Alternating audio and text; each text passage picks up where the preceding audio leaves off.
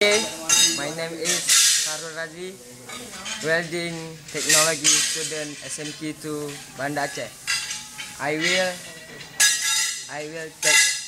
have to TIG welding. Machines are operated plate not. TIG welding operational procedure. Number 1. Check the power cord to combustion.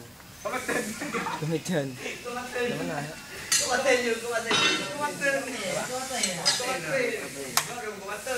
Okay, number 2, open the argon gas turkey. Number 3, adjust working pressure of argon gas at 6 psi. Yeah, okay.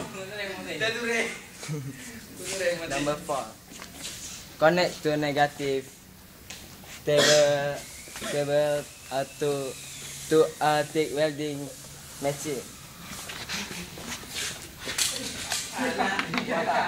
Wala dah. 3 kali jatuh HP. Ya. Connect to positive cable gas house and the switch setting now.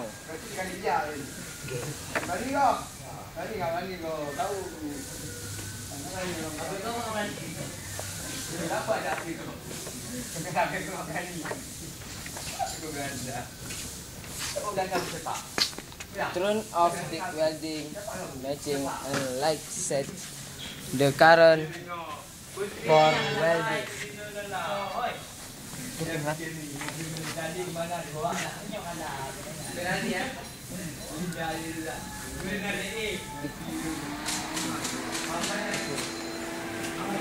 Number 7, pick negative clamp to a welding table.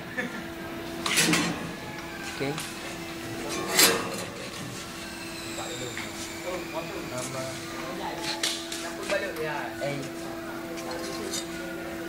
place the workpiece to a welding table.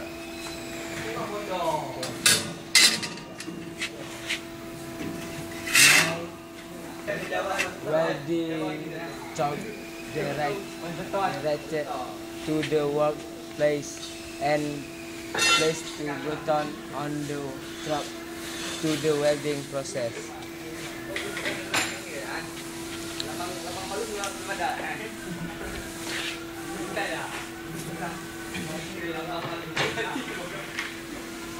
Number 10, let all three to do the welding.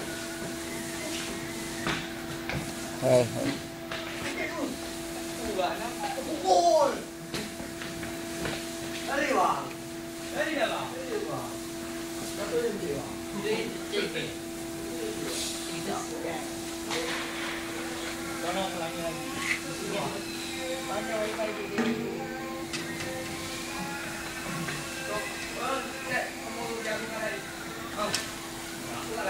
Yeah, this is TIG welding machine operational by Fakru Raji, welding technology student SMK2 Banda Aceh.